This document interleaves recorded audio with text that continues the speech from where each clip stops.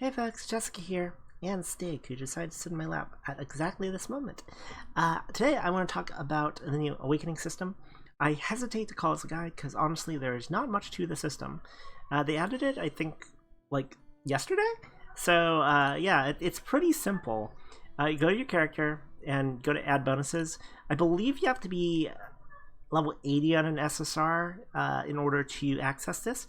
But when you go to add bonuses, there's the normal like EMPs, whatever, and then there's Awakening tab. Awakenings are just like flat stat buffs you can get to the character when you spend treasures to do so. If you want advice on this, do it on characters obviously that you use or care about or want to make stronger. Like, don't do it on every single character because like it does take mats.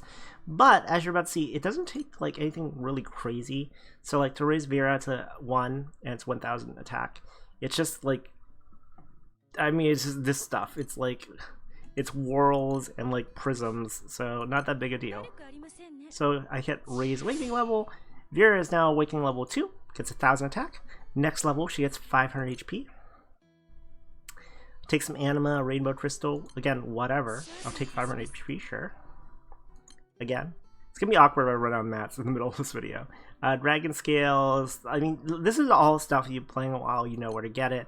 This stuff is from the trials, which I think you can access anytime now. It's been actually a while since I've run the trials, since you can get them through other methods, but yes, the fragments. She's level 4. Now next level is plus 2% multi-attack, great. Yeah, none of this stuff is hard to get. I mean, like, you gotta be HL, so like level 100, 101. Actually, is HL 100 or 101 now? It's been a while.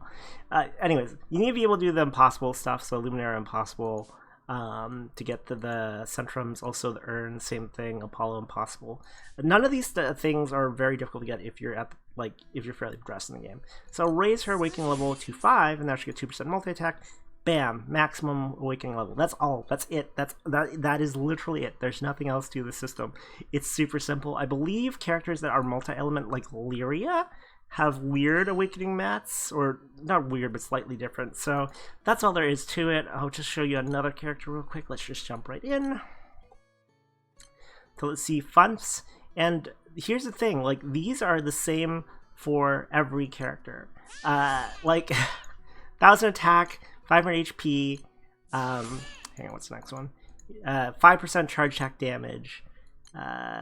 Like, none of these things are unique to any of the characters, and they're not. 1000 attack, fine, sure, great. 2% multi attack, sure, great. 500 HP, sure, great. Like 5% charge attack, fantastic, sure, why not? I would take more stats any day on my character. However, they're not that big a deal.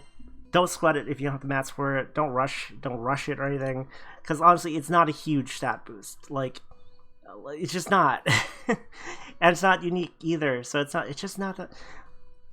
If you were asking me what I thought about the system, I would kind of shrug and say, sure, like, cool. Question, like, okay. Here's the real question. Why? What is the point of the system? Like.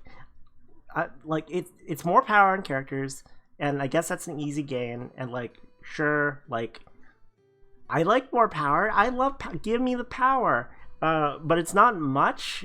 It's not unique to any characters, and like, it's so easy to get in terms of mats that you might as well just assume everyone's gonna get them if they're HL. So yeah, it's like, I don't know what prompted the need to add this.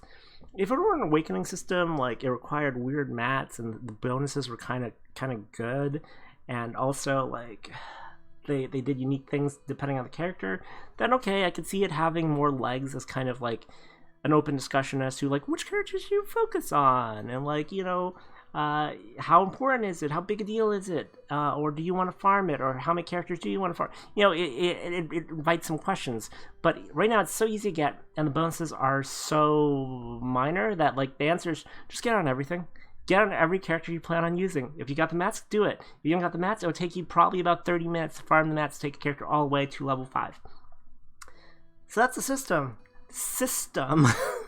I don't want to be overly negative about it because, like, sure, cool, it's a new thing. It's more power, great.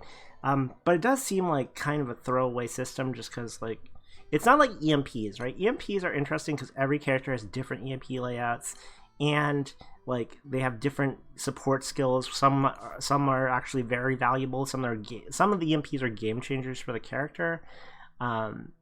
And like there's an interesting point of debate there because you have a limited amount of points you can spend on a character, and also like it takes a little bit of time to grind EMP on a character. So an the EMP is kind of an interesting system. Awakening is just like, here's some stats, thanks. And so it's like, okay, cool. Another thing about Awakening is like, it's not damage cap, right? So for like a veteran player, it's like, right, Fun's got hit a little bit harder when she's already capping usually. So it's like, sure, cool. I mean, especially for characters like the hit hard, like a 6. It's like, why I don't need more attack on 6. It's fine. He's fine. You're fine. We're fine. But again, I'll take free stats. So yeah, that's a system. So have fun. Go awaken all your characters. Yeah, I will catch you next time. Bye.